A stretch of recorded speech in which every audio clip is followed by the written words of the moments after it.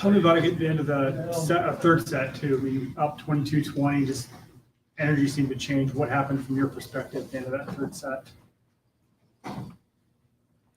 You guys got anything? You were on the floor. That was when Betty went on her run. Oh, yeah. Yeah. I honestly don't remember the third set. We were up 22-20. I remember. Yeah. I think just cleaning it up and taking advantage of that lead and going to finish it out. Should have come out of the timeout with a little more tenacity and taken that 23rd point and kept going. We're trying to work on that every day to close. And, some of that was on me as well. I think I let her ace me and then I got blocked. So I just have to be smarter in those situations and be able to help my team and get us a pass. So, we got to be better in the red zone. How difficult is her serve? I mean, she's leading the league by far in aces. How difficult is Betty's serve to handle? I mean, clearly it's a good serve because she's leading the league in aces. I mean, I think in those instances, if you stop her pretty quickly and get a one and done, it's not so bad, but it's letting her go on those runs and letting that get in your head a little bit, I think, is where teams have trouble, and certainly where we had trouble this evening with it. If we get a good pass out of it and get a kill, then we're pretty good, but letting her go on those runs is definitely deadly. So I've never been on the other receiving end. What does it do? What does it do that makes it so challenging? Just spins and curves and does a little bit of everything. So The one in the third was really funky. Like it hit her hand even odd. And so it had side spin. And normally her ball tails a certain way. And so you prep for it. And when she hits it, I think it's even harder to read. And so that one kind of was like a funky, deflating thing. But yeah, I think they just move a lot. Yeah. Coach, are you happy you've played Omaha for the last time? Yes, I am. And better to lose them all now than in the playoffs. I have told our team that I think that we have one of the hardest stretches of any team in the league. I mean, we turn around and we play Atlanta next week for the third time. And we've played them now Omaha 4 times and Atlanta 3 times more than we've played any other team. I mean, we've only played one other team twice or 2 other teams twice. So it is a really tough stretch. I think the challenge for us as a group is not letting it get us down, but to recognizing some of the good things we're still doing in these situations and learning from it. I mean, we have a lot to learn from this match and even our match at San Diego that we have to improve on to beat anyone in our league. And so we have to clean up a lot. With the tennis record tonight, what's it been like going around to all the venues and your own home venue and you just seeing crowds come out in different sizes? What's that been like as for coaching, also for the players? I think it's great. People love to watch us, apparently. I think that we set a record the last time we were here, and I don't know how many fans were here tonight, but so a new record. Yeah, that's because of us. I think it's pretty cool. I mean, they're experiencing it as a player, and I know Shai can speak to different crowds and environments overseas, and Jill has it from coming straight from college. But it's fun to coach in these environments. I think this league is super competitive, top to bottom, and it's great to kind of see everybody buy in and show up, no matter who's on the other side of the net playing them. What's it like? I mean, the crowd's not cheering for you, but the energy seems to be heightened in an arena like this. What's it like for you on the court? I always love playing in front of a big crowd, especially away, because you have to generate your own energy, but then you can also kind of use that energy from the crowd to your advantage in some situations. And Omaha is obviously known to have a lot of fans and a lot of people coming in to watch the games and support. And I think the cool part about it is that after the game, everybody just enjoyed watching some really good volleyball. And you can really see that a lot of the fans are coming up to us saying, like, great game, that was exciting to watch. So I think that's the coolest part, that at the end of the day, people just love to watch volleyball, and people are coming up to us and telling us that.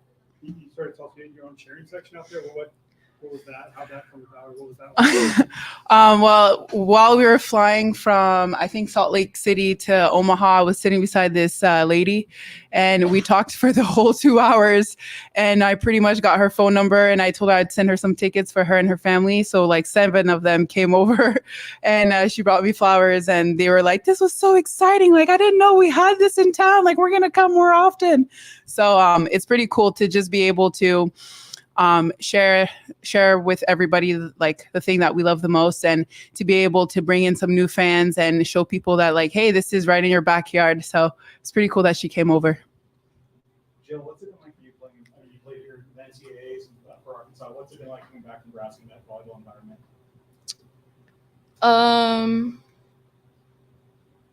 It's nice. I mean, there's a lot of fans.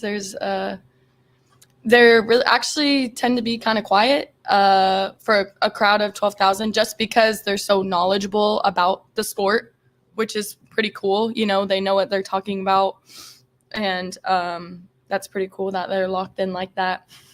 Honestly, it is really surprising to see how many people show up and show out for them, whether it's in Lincoln, whether it's in Omaha, and that's pretty cool, and that's really great for the sport. Just to grow across the country as well, to show that there's a market for it.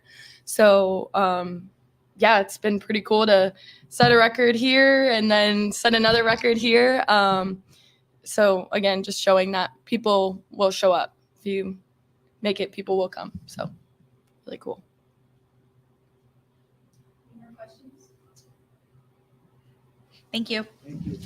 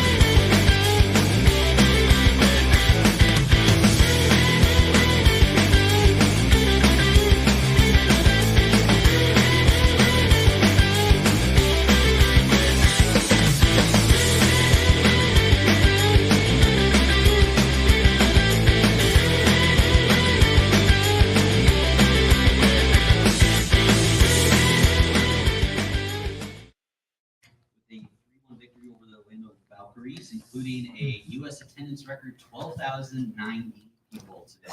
Okay. Nice. All right. Now has 4 of the 5 professional attendance records, including all 4 home matches.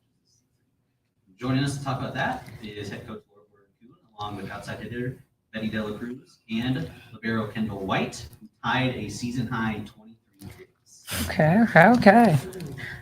Thanks, Jeff. Because I call her every time. We will open it up for questions. Coach, just talk about this bounce back win after the Thursday loss against Atlanta. We talk about responding. Obviously, we trust them as athletes, as a team, and how they perform. They came out, they were focused. I think there were some ups and downs in that match, but it was good to see them respond together and come together as a group. We had to get our offense going again, and they did that, and we managed Orlando's offense pretty well. That's a good team, and it's really tough to beat a team 4 times. So I'm proud of this group, and it was a challenge for us, and it was something we needed midseason to be challenged that way, especially at home. Brooke on Thursday night was talking about how that wasn't them. They wanted a performance. Did you see the team react to kind of that mess? I don't know what else was said amongst the team, but did the team react to that and put out a better performance tonight? Yes, I think they obviously talk a lot one-on-one, and they figure things out on a team level. And then just we are trying to be as consistent as possible as coaches and keeping routines and helping them through these. I mean, it's going to be challenging the rest of the season. We're going to face teams multiple times. And so what can we do to make it the most consistent and routine when all of these things are going to change constantly during matches? You talk about the end of the third set. I think you're down 22-20. You run off 5. You're serving during that stretch. The crowd seemed very energized during that run too. How did you feed off of that and kind of spur that comeback? I think here the people are amazing fans, but I'm experienced players. I live this time like so many times, and of course it's different every match, but also serve is confidence. And I said, I think at this moment, this is my time to help the team, and it works. Thanks God. I think right before when they announced the records, I know that part of the crowd up too. Orlando was in here earlier and said that, I don't know if you hit the one you got for an ace or it came off your hand weird, or what that serve you got an ace. Do you remember what happened with that? No, it was perfect. Yeah, That was on purpose. Solid. I know how to serve, and how I tell before, serve is confidence. The first thing is confidence, and I think I have. And also, I know our team depends a lot of serve, and at this moment was good. And I say I have to push now because this will be good for us, and it works.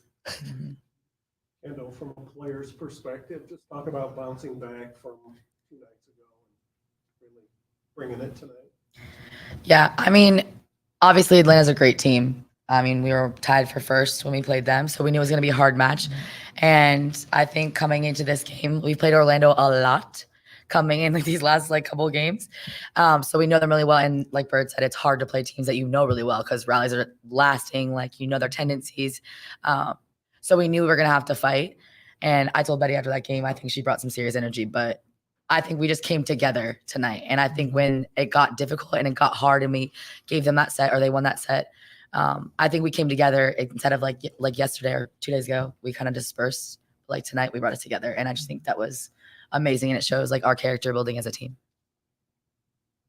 I mean, every time you get a large crowd at home too, what is that like on the court? Can you feel that? I mean, how does that impact the way you're playing? I mean, I love a large crowd. I mean, I think that we all live for that. We all love the fans. They do so much for us. And the energy in here tonight, all the green too, because of the holiday, it's awesome. But, also it's our job to focus on what we need to focus on. We hone in to what we need to do. And I think tonight we were just in a zone and focused, and we use that fan energy when they're clapping on that 24, rooting for Betty and that huge run. That's amazing. And we love their support. So. Coach, talk about the end of that third set. You were behind 20-17 and just really finished strong and regained the momentum in the match. I think that's the team that we see more often than not. in our gym, the way they train, the way they compete. And so they do. I would agree with Kendall. They live in those moments. And I would agree with Betty. It's confidence. And we talk about serving a lot, even in training. That sets a tone for a match. The first contacts and serving does set a tone. You have to stay in attack mode. And that's something I just wanted to keep saying tonight for them, because that's what can dwindle sometimes when you're in a momentum match that's swinging. Just stay in attack mode. And that's both offense and defense. So I was really proud to see them finish that third set that way. Nia also took a step up. What did you see from her tonight, even from, because I think she started the last match on the bench, but she carried her performance. What did you see from her tonight? Her consistent attack. I mean, she needs to stay on the back row attacks. I mean, I think that's almost her bread and butter right now. And so being able to use her when people key on our left sides, it opens up the net. And she knew that. We knew that as a game plan, and she stayed locked in. She was calling for the ball, and she just does her job. And that's all you can ask as a team and a teammate. And she does that very consistently. Betty, how about that kill you had late in the match where you knocked Adora on her backside, kind of got the crowd going? This is volleyball. This is volleyball. I also say sorry because we know she's really good player, and I think also she played good tonight. Oh, yeah. But we can talk just about our team. We did great job. We have really good group of person. Like, it doesn't matter who is in the court. We support each other and we play. We try to do our best. So we did great tonight, and we just have to be ready for the next one. Betty, the crowd loves you. I love when they chant "Cruise." How do you feel about that? I heard it the first time. Did you think you were booing you? Yeah. I did. I did I too. was First like, oh day, my gosh. I say, what I do? And but now I know it's Cruz, and I love that. Thank you so much. Coach, can you talk about having Betty's the undisputed ace queen of the league right now? Can you talk about what having a weapon like that means for you as a coach and a strategist? Yeah, I mean, I think like she was saying, it's confidence. And I think her energy and how she plays, and it's not this fiery energy, it's like how she communicates. But that's just one of the things. Like, her serve is like what everyone talks about and sees, but there's so much more to her game. But it's kind of like her spark. That's like her thing. So proud of her for it. She's obviously worked on that for probably her whole career. But yeah, I mean, I think that's one of our tools that we have as a whole team. And it's a great energy boost for us. And it was solid at the end of set 3. Coach, you're at the midpoint of the season. Are you going to like having this 12-day break before your next match? Yeah, I think it's always good, especially when we're playing matches so tight, and the turnaround and the load management for this group. It's going to be good for us to have some time off and then get back in the gym and train. Just training and making adjustments. We know it's going to be a long second half of the season, and you got to bring new things. You got to try new things so that you got to challenge your opponents in different ways. Kendall, I assume you've seen a lot of Betty serves in practice. What is it like to be on the other end of that? What does the ball do? What's it like to try to pass those? Like Betty said, she has she has great control. So sometimes she'll turn that spin into a float, and like she will wreck us. But it makes me a better passer by far. Like, when we see other spin servers, I'm very confident coming in because I know she's the best spin server damn near in the world, much less in this league. So, I mean, she makes us better every single day, and she challenges us. So, like today, we were passing side by side, and she's like, let me serve you to prepare you for Wilma Rivera, who's also a phenomenal spin server. Yeah. So yeah, she prepared us for like incoming today, and it's awesome. Kendall, I always watch you be a very vocal leader on the court. Can you talk to me a little bit about like bringing that energy? Like, is that just your style? Tell me a little bit about how you bring the team together. Yeah, I feel like it's like the libero's duty to bring that energy. You know, we don't get to score, like we don't get to do offense, we don't get to serve. But like, we feed the fire, and I just feel like I give what I can to my players to feed them and to like show them that I'm here to support them, and I'm cheering them on whenever I can. And I think we all, I don't know, give leadership in different ways. I think mine is by screaming and like lifting people and slapping their butts and doing things like that. Betty is by example, and she brings that intensity and that fire, a different kind of fire. And I think that, I don't know, we each have our own little splash and like little take on that. Balance each other. Exactly. Questions? Thank you, everybody. Thanks. Thank you. Thanks, guys.